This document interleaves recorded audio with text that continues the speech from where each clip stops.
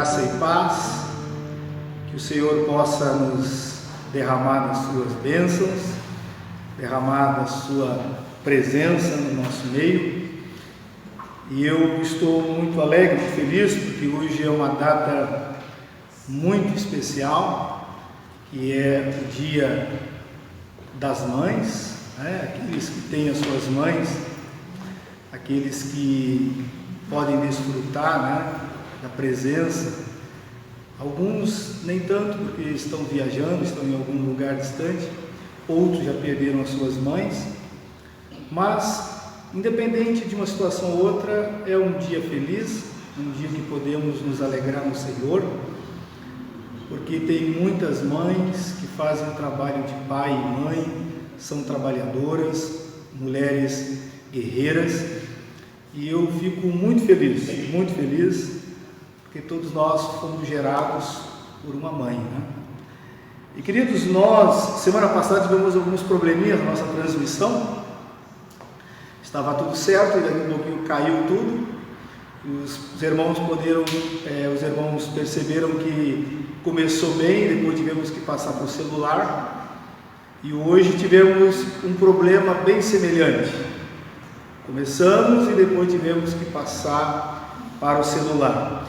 Conversando com alguns irmãos entendidos, né, de internet, de gravação, de live, eles disseram que para ter uma boa transmissão é necessário ter três coisas: uma boa internet, uma boa câmera e um bom computador.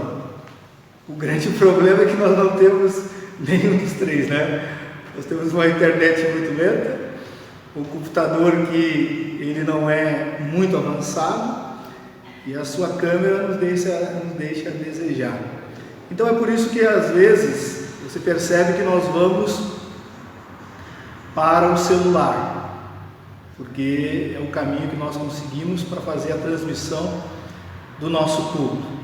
Então nós aqui, como irmãos, líderes, a igreja, a segunda igreja, se pede a consideração dos irmãos, pede as orações dos irmãos, para que em cada culto nós vamos melhorando, né, e vamos investindo nessa área que nós aí estamos pleiteando fazer as nossas transmissões, mesmo depois que voltar essas quarentenas aí que estamos vivendo no momento.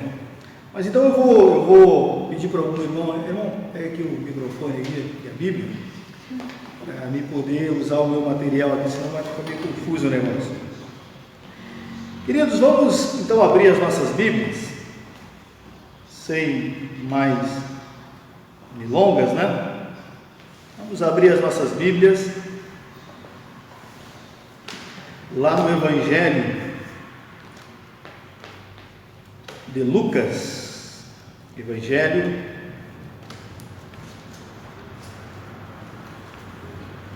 segundo Lucas.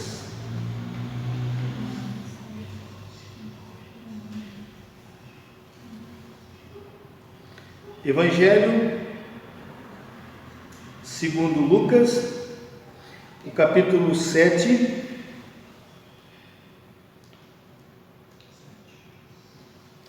e o versículo 11 até o 17, com o título A Ressurreição do Filho da Viúva de Naim.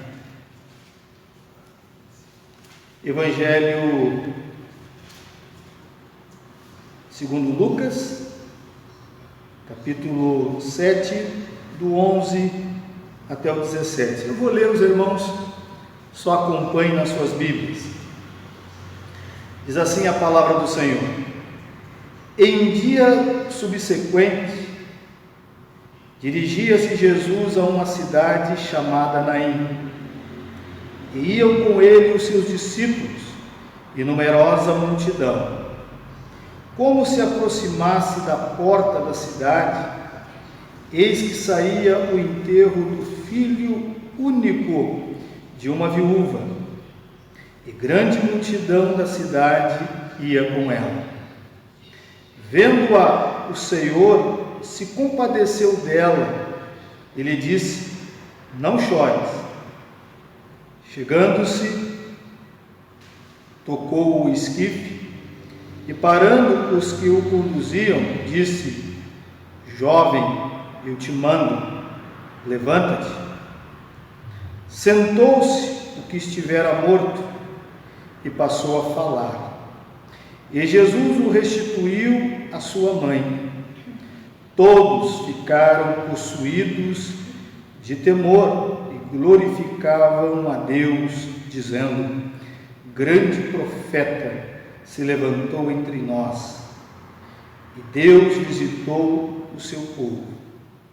Esta notícia a respeito dele divulgou-se por toda a Judéia e por toda a circunvizinhança. Vamos orar então, meus queridos, pedir a iluminação, a graça e a orientação de Deus nessa palavra. Pai querido, Pai santo, nós te louvamos, te adoramos, te bendizemos e glorificamos o teu nome. Muito obrigado, meu Deus e meu Pai, poder estar aqui na tua casa, poder, ó Deus, compartilhar com os irmãos que estão nos assistindo, os amigos, os colegas, companheiros de batalha, compartilhar esse momento de adoração e glorificação ao teu nome. Foi cantado louvores, foi aqui, Deus, falado da tua palavra desde o começo dessa reunião, e agora estamos diante de um texto, ó Deus, que nós cremos que o Senhor tem algo a dizer de maneira profunda, direta, precisa aos nossos corações. Usa-me como instrumento, usa-me como um vaso, usa-me apesar da minha pessoa, que o Senhor use os meus lábios, os meus olhos, as minhas mãos, tudo que for falado, que possa apontar para o Senhor Jesus, que é o Senhor e consumador da nossa fé. Meu Deus, que desse texto possa, meu Pai, trazer refrigério para a alma de muitas mães que estão vivendo, talvez um dia de luto, como essa mãe estava vivendo há mais de 2000 anos atrás, Senhor. Que as mesmas palavras de consolo que Jesus deu a ela, essa mãe, essa família, possa receber da tua parte, em nome de Jesus. Quebra todos os grilhões do inferno. Ó meu Pai, nós temos percebido a luta que é nós transmitimos um culto aqui na nossa igreja em glorificação e exaltação ao Senhor, mas nós sabemos, meu Deus, que devemos perseverar sempre e nunca desistir, e que o Senhor possa pegar esta mensagem, as canções, e aplicar no coração daquele que necessita ouvir a tua voz, que essa transmissão possa chegar até o fim e cumprir a missão que o Senhor tem para ela e para esta pessoa. Assim nós oramos, meu Deus, e te agradecemos, em nome de Jesus, hoje e sempre. Amém e amém. Glória a Deus. Meus amados irmãos, não foi um culto, ou melhor dizendo, não foi um ato fúnebre ou enterro que eu já fui de uma mãe perder o seu filho. Porque eu já caí numa armadilha dentro desse próprio texto de querer dar ênfase sobre a situação social desta viúva. Eu já escutei muitos pregadores que partem para essa linha. O que essa mulher vai passar depois da morte do seu filho, as necessidades. Mas tem uma coisa que a Bíblia nos ensina, que a maturidade vai nos moldando, vai nos mostrando algumas verdades ou algumas situações da vida que nós podemos olhar para um texto como esse e tirar algumas lições mais profundas. Por que eu digo isso, meus queridos? Porque eu já presenciei vários e atos fúnebres que eu mesmo tive que ministrar, de uma mãe perder o seu filho ou o seu único filho. E eu tenho uma experiência muito pessoal também, porque nós somos uma família de 10 irmãos, e quando a minha mãe ainda estava viva, ela perdeu um dos filhos. Então eu presenciei, vi a dor dela na prática do que é perder um filho, porque na cabeça dos pais, eles acreditam ou querem acreditar que eles morrerão primeiro do que os filhos. Nem uma mãe, nem um pai está preparado para sepultar o seu filho. E por que eu estou falando isso, meus queridos irmãos? Porque o texto basicamente vai nos dizer isso. O texto vai nos mostrar uma mãe, diz o texto que é uma viúva, que está no caminho, na direção de sepultar, de enterrar o seu filho. Então eu não consigo, e o texto não me dá nem espaço para isso, que na cabeça dessa mãe ela está preocupada com o que vai acontecer amanhã ou depois, se a situação financeira dela vai piorar, se ela vai ter o que comer, porque quando uma mãe está em direção ou está no caminho de enterrar o seu próprio filho, ela não tem cabeça para pensar em outra coisa a não ser daquele filho que partiu. E eu tenho plena certeza que na mente dessa mulher deve ter passado: por que Deus não me levou primeiro? Por que teve que morrer o meu filho? Porque nós não estamos tratando aqui de uma criança, de um bebê. O texto diz que ele era um jovem. O texto não nos dá espaço para dizer que ele era um adolescente. Outro traduz para jovem ou para moço. Então ele já teve uma vida, uma caminhada com a sua mãe, e ele chega numa idade agora aqui de projetar sonhos, ou a mãe projetando sonhos para ele. E no meio desse trajeto então chega a morte, que interrompe todos os sonhos.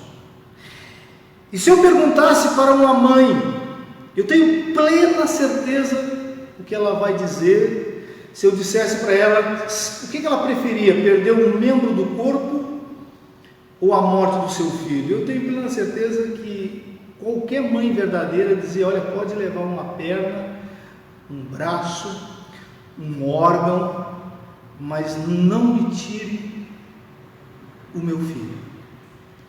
Então, queridos, se nós olharmos por essa ótica, nós vamos perceber que há uma dor aqui nesse texto, há um sofrimento, há algo acontecendo.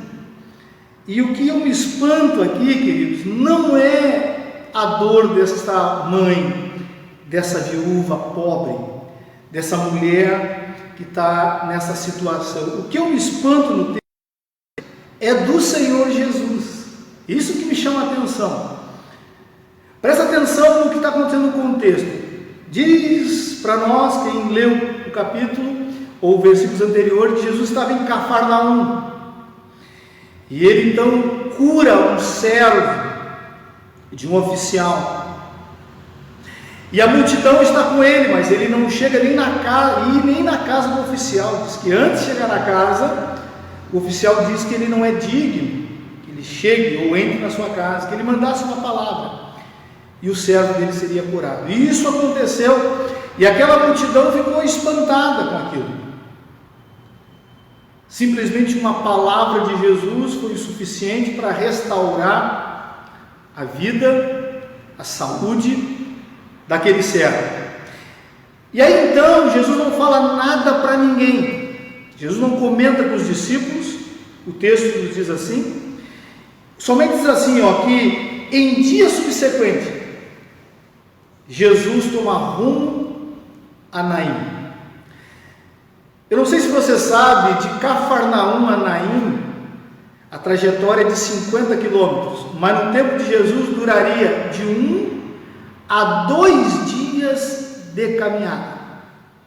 E Jesus não está sozinho, o texto diz que está os discípulos e uma multidão. Então significa que é bem provável que durou os 2 dias.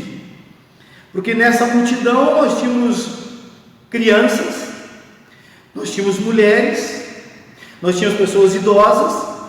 Então Jesus não saiu a moda bicho correndo, ele foi no passo daqueles que poderiam aguentar a caminhada.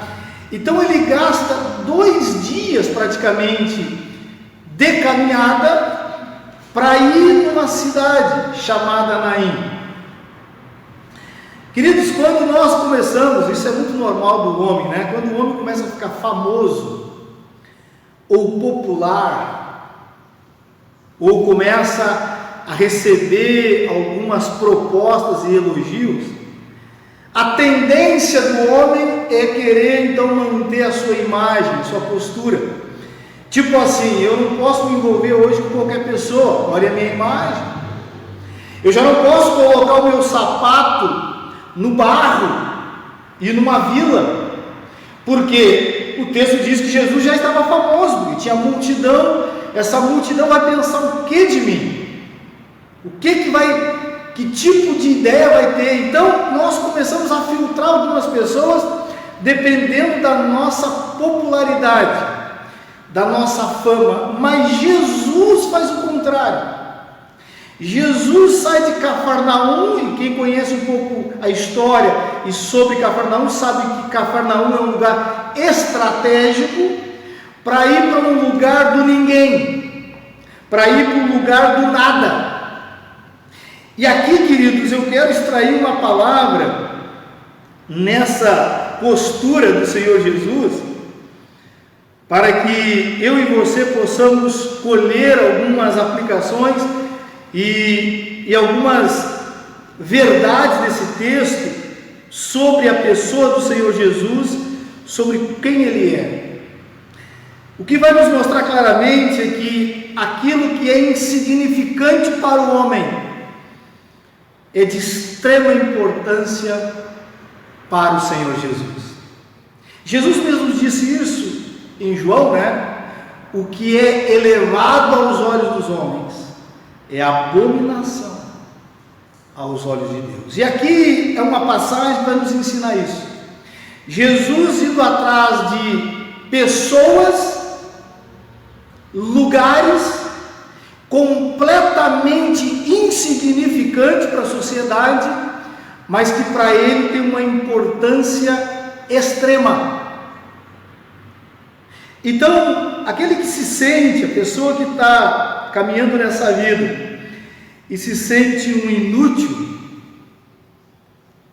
um insignificante, um fraco, uma pessoa que não tem grandes expressões e acha que Deus não está interessado ou não está vendo ela, esta palavra certamente é para você.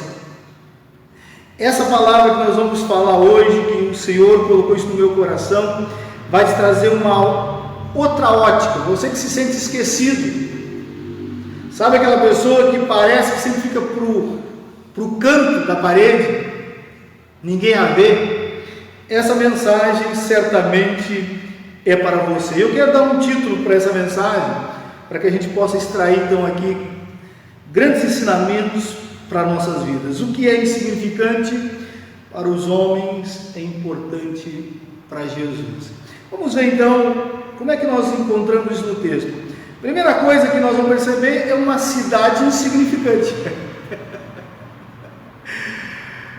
Naim só aparece na Bíblia nesse texto, e nenhum dos versículos de Gênesis, Apocalipse aparece Naim.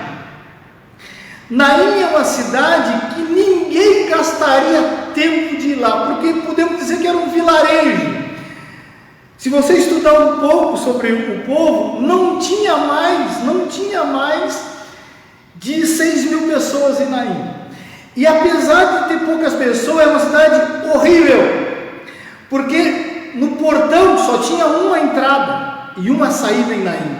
E logo na entrada de Naim tinha as cavernas, aonde acredita-se que eram os sepulcros, aonde se enterravam os seus mortos.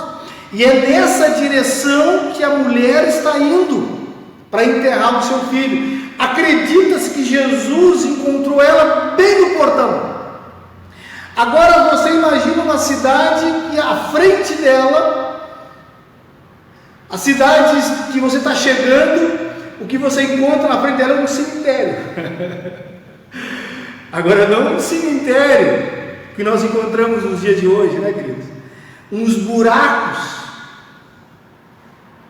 na rocha, aonde você vai encontrar osso, aonde você vai encontrar cheiro de morte e um fedor praticamente insuportável. Essa era Naim, uma cidade completamente. A única coisa que tinha bom em Naim, queridos, é o nome da cidade. Naim significa agradável, né? Formosa, deleite. A única coisa, as demais coisas era repugnante para quem olhasse. Então Jesus praticamente pega a sua agenda de toda a popularidade e foca para um lugar que certamente nenhum político estaria lá ou iria lá, porque era praticamente queimar a sua imagem. E diz o texto que Jesus então sai em direção a essa cidade e caminha até lá, queridos, praticamente 2 dias, para encontrar o que e quem.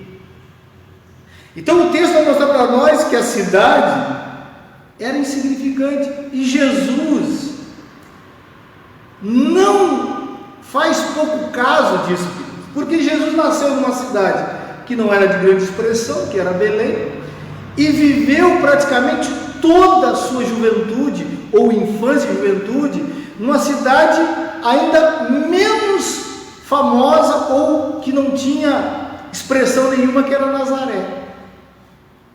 Então Jesus entendia bem aquela situação e compreendia, mas ele dedicou-se, ele colocou no seu coração que teria que ir para Naim, e algo extraordinário ia acontecer. É bem provável que se Jesus dissesse para a multidão, ou para os discípulos, que ele estava indo para Naim, é bem provável que ele ficaria sozinho.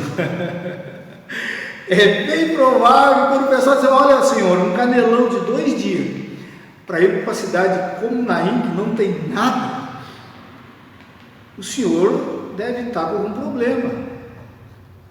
O sol prejudicou a sua mente, mas o texto diz que Jesus tinha um propósito no coração para ir a Naim, e para Naim foi.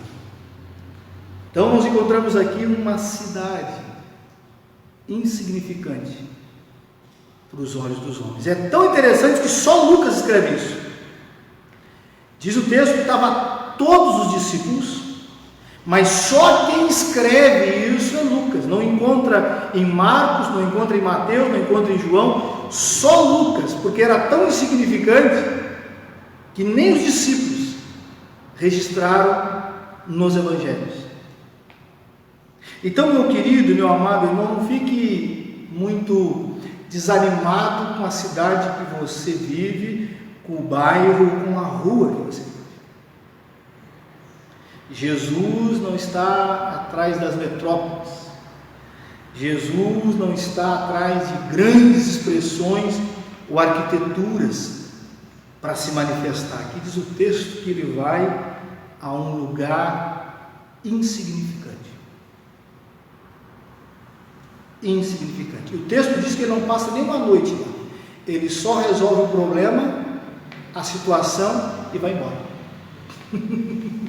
Então, vamos fazer aqui vamos acampar aqui para ficar, para descansar. Jesus só vai cumprir a sua missão que ele se propôs em fazer, e logo depois ele retorna. Então nós encontramos aqui, primeira coisa que é insignificante para o homem, e o texto vai mostrar para nós, é uma cidade que é extremamente significante aos olhos de quem estava, ou até o próprio contexto bíblico mostra isso.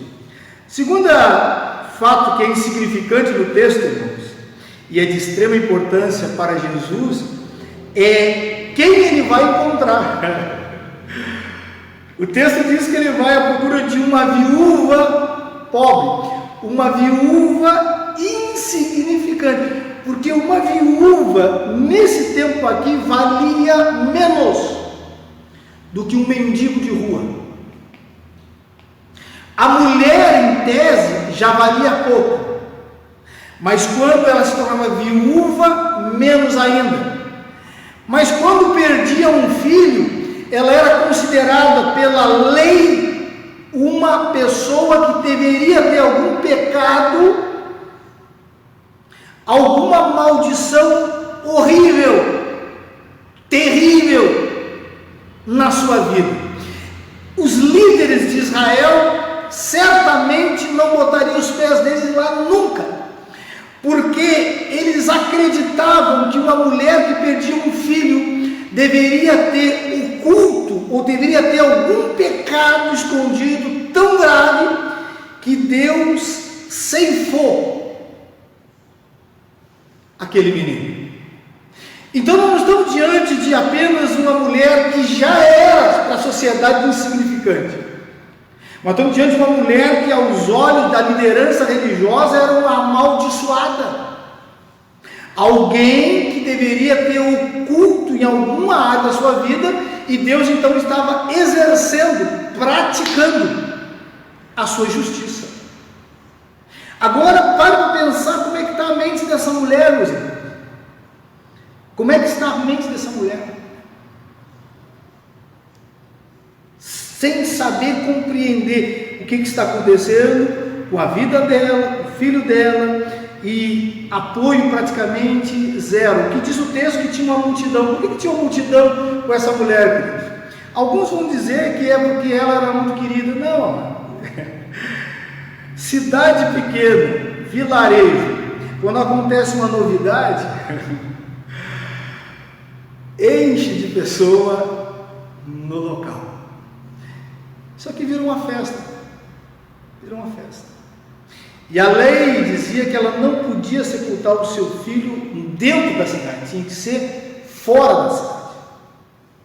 Porque o judeu acredita que não é saudável, isso até é uma questão de higiene, de ter sepulcros ou cemitérios dentro, do lado de fora da cidade. E o texto diz que ela está caminhando em direção aos portões da cidade para sepultar o seu filho. E aí há um encontro então de duas multidões, uma multidão em festa e uma multidão em luto.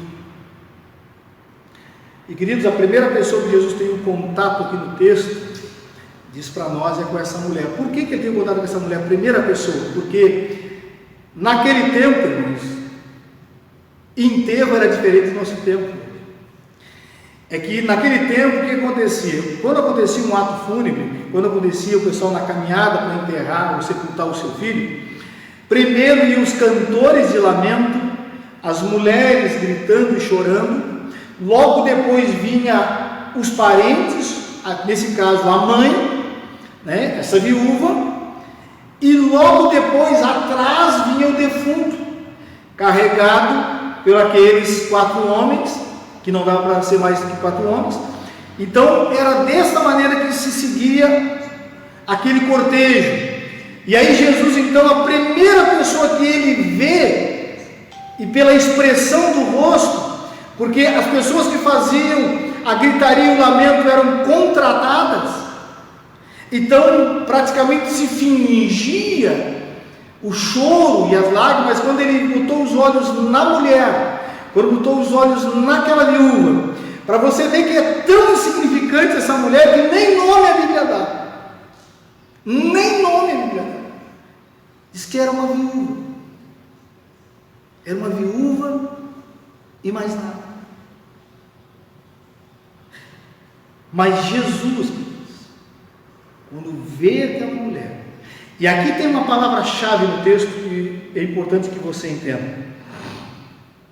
Se você não percebeu, Jesus só fala 2 vezes no texto. É importante se alguns dos irmãos ou amigos e colegas, se não tem em casa, é bom que tenha. Se você não tem dinheiro para comprar, você tem um celular, você pode baixar uma Bíblia assim. Tem umas Bíblias que mostram citações de vermelho quando é Jesus que está falando, destaca a voz só de Jesus, mas fica só em vermelho. Se você procurar nessas Bíblias, está desse jeito. Mas o próprio texto diz para nós, ele só fala 2 vezes no texto, queridos.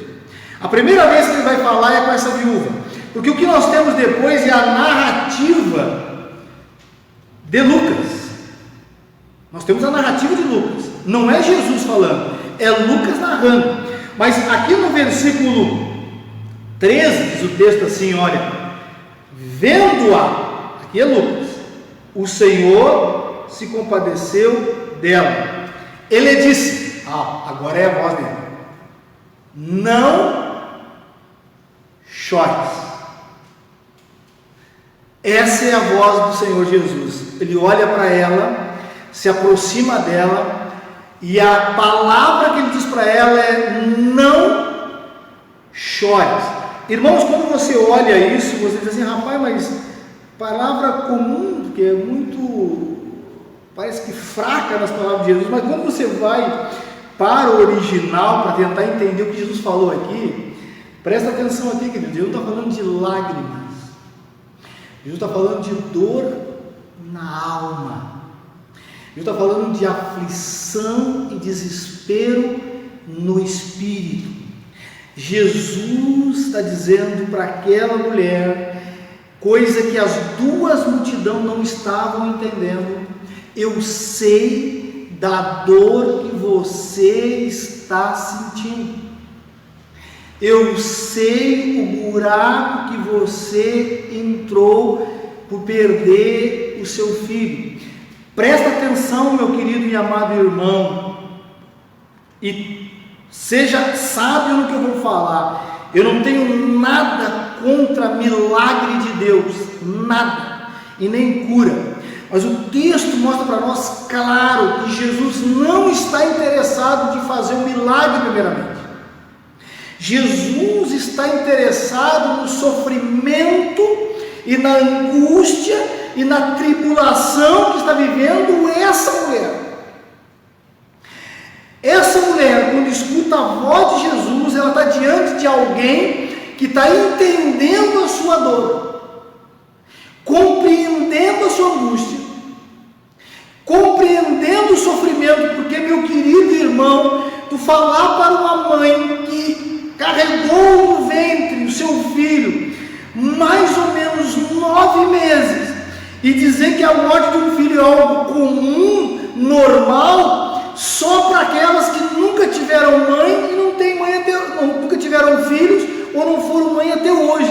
Mas você falar para qualquer mãe,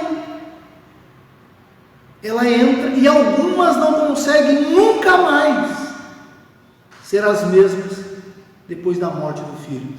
Eu acredito aqui, queridos, de todo o coração, que se Jesus não realizasse esse milagre, se Jesus parasse por aqui, com aquela simples conversa, ou com aquele olhar para aquela mulher de compaixão, de misericórdia, de entranháveis afetos, é isso que Deus quer dizer, eu tenho certeza que essa mulher já tinha saído consolada. Essa mulher tinha deixado toda aquela angústia amarga de desespero da sua alma. E aqui é o ponto que eu quero que você que está me ouvindo entenda.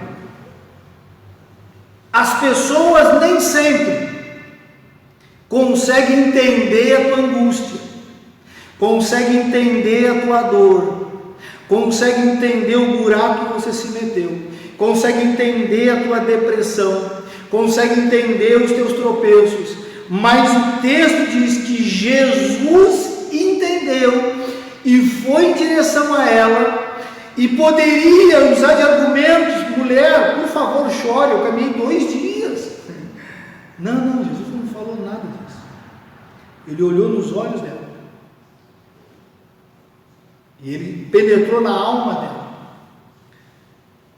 disse: mulher, minha querida, não chore, não chore. Não permita que, porque essa mulher nem lágrimas devia ter mais, devia ter chorado já bastante, porque está indo para o enterro, praticamente sepultando o filho. Eu estou falando aqui, queridos, de lágrimas e dor da alma. Não está tratando de coisas que são, muitas das vezes, lágrimas rasas. Então, meu querido e meu amado irmão, Jesus vai atrás de uma pessoa que para a sociedade é insignificante. E aprenda, entenda o que eu vou dizer. Na maioria das vezes, o que nós precisamos não é um milagre, é a cura da alma, é a cura dos nossos sentimentos, é a cura espiritual. Que nós, na maioria das vezes, estamos praticamente como essa mulher, porque o texto vai mostrar que há 2 cadáveres. Um é o filho e o outro é a mulher, a viúva, que está em direção à sepultura. Então, meu querido e meu amado irmão, tome cuidado para não ser obcecado por milagre e ser um doente da alma, um doente em espírito. Porque esse jovem voltou a morrer, você sabe disso. Esse jovem ficou eterno, querido. Esse jovem aqui, ele experimentou a morte depois. Foi sepultado. Sabemos se foi em Naim ou em outro lugar. Mas isso é óbvio. A Bíblia só registra 2 casos, né, de pessoas que não experimentaram a morte. Mas esse aqui, você entende a diferença de ser obcecado no milagre e ser curado internamente? Aqui está um fato claro. Jesus, então, essas as palavras de Jesus: não chore. E muitas das vezes essas palavras para nós, meu querido: não fique em desespero. Não fique em desespero. E o texto vai dizer para nós então que a mulher então passa e atrás dela está o defunto. É assim que era a cerimônia. E aí diz o texto que Jesus então, chegando, tocou no esquife.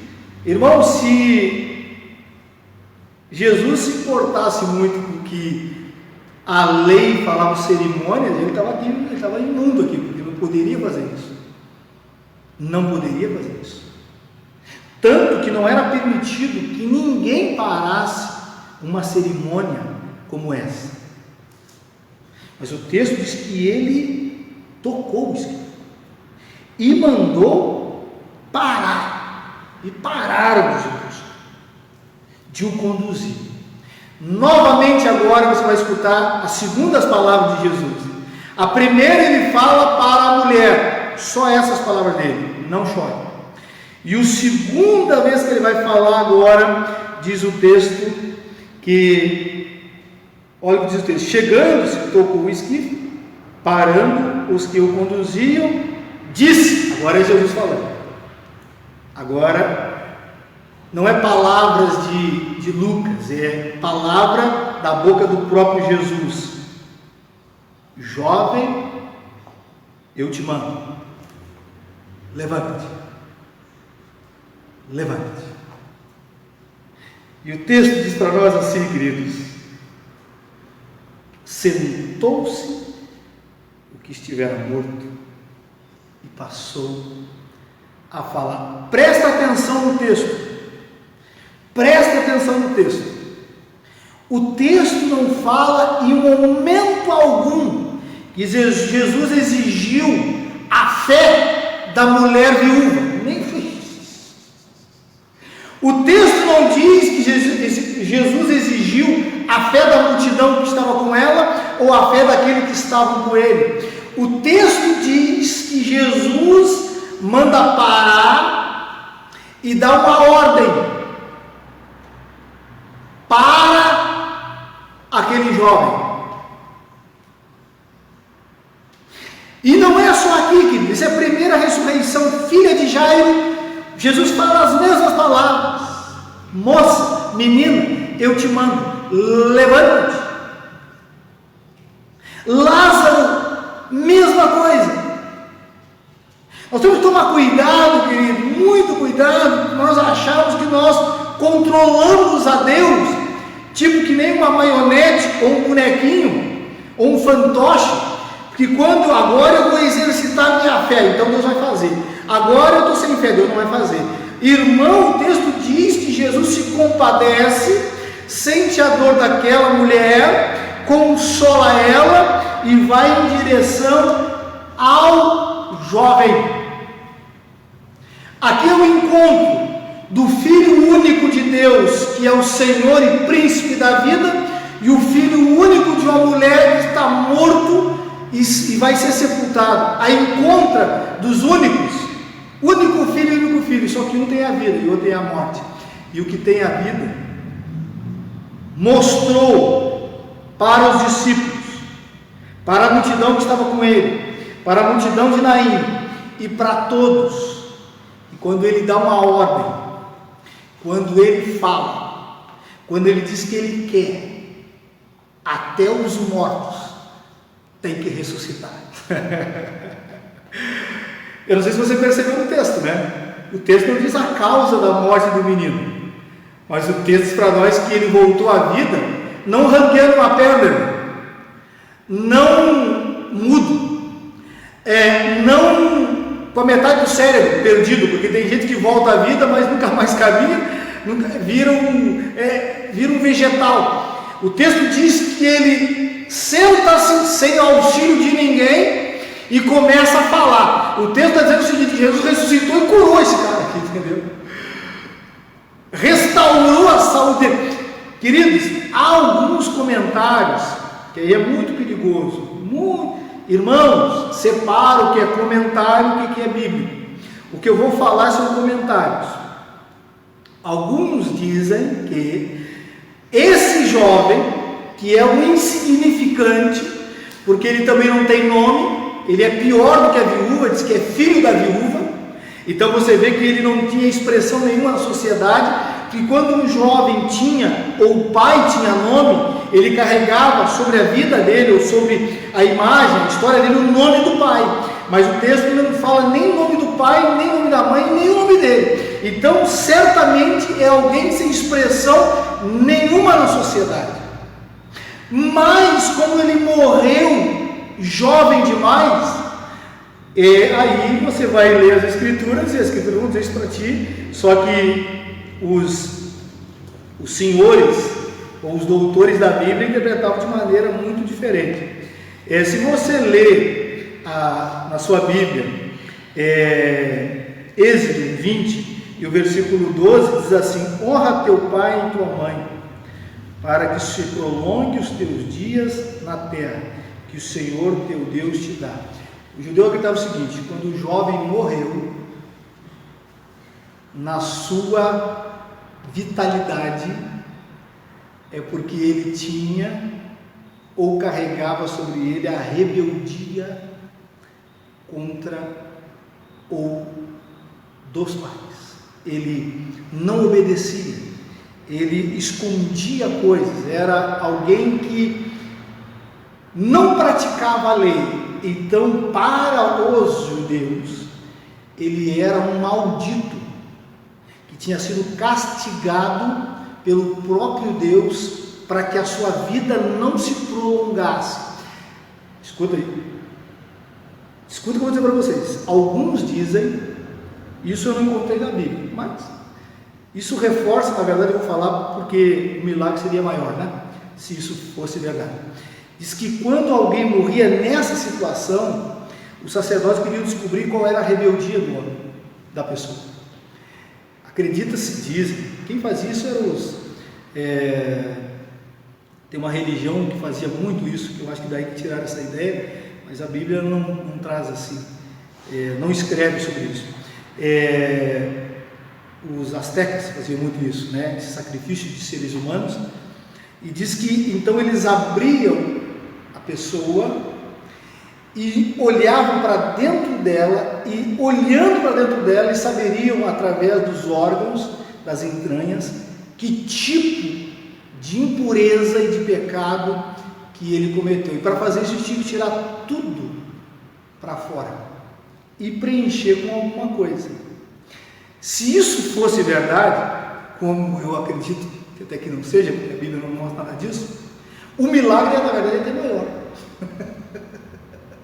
Porque Jesus só não ressuscitou o cara, teve que dar todos os órgãos novos para ele, porque não tinha mais nada, ele estava vazio por dentro.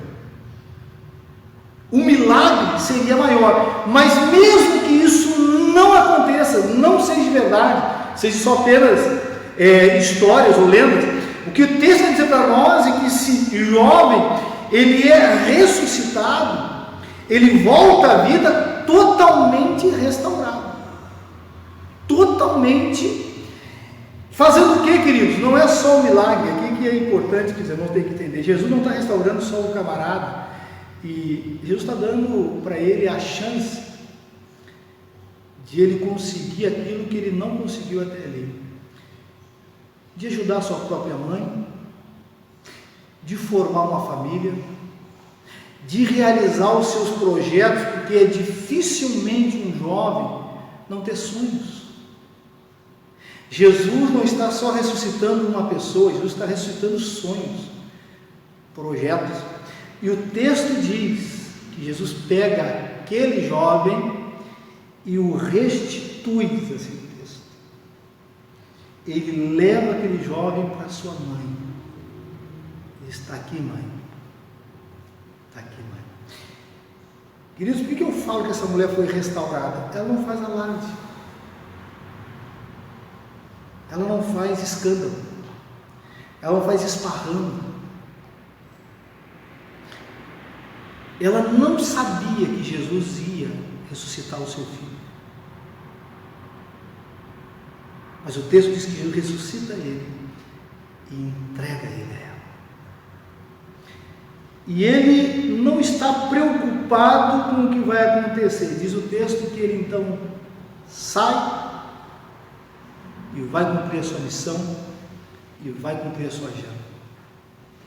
O texto de Marcos, de Lucas vai dizer para nós que todos ficaram possuídos de temor e glorificavam a Deus, dizendo: grande profeta. Por que eu falo isso, queridos? Porque os irmãos devem conhecer a Bíblia, eu acredito que muitos já leram isso. Esse aqui não é o primeiro episódio que acontece de ressurreição na Bíblia. Eliseu e Elias, os dois profetas, também ressuscitaram jovens, filhos, um de uma viúva e o outro de uma mulher rica.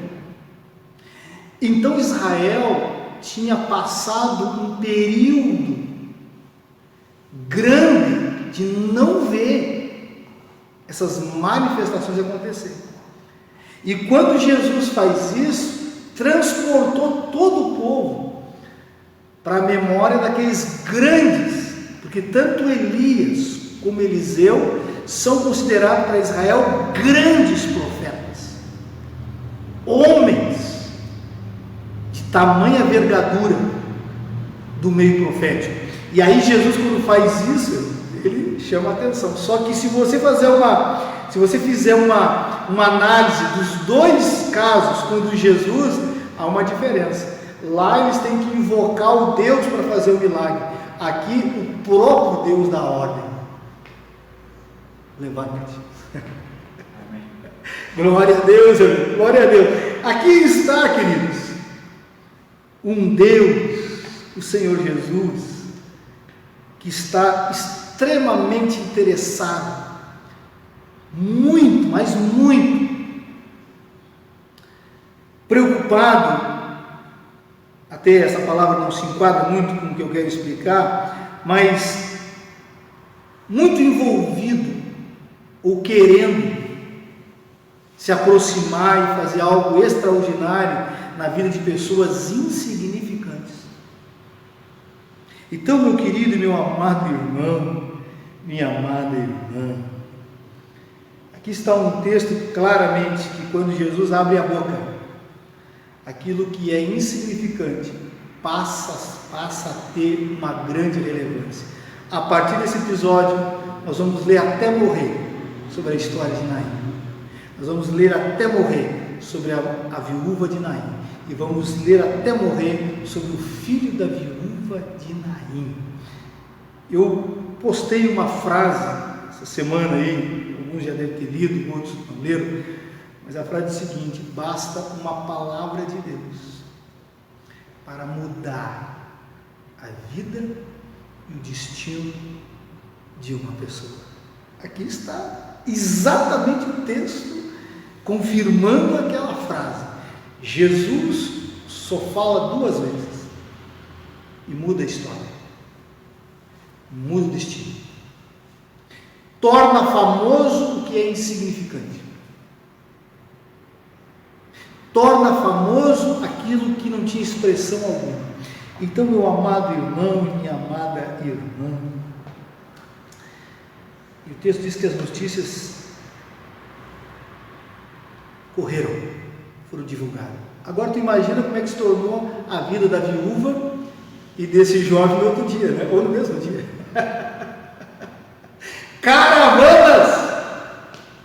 Caravanas iam lá para saber e conhecer a viúva.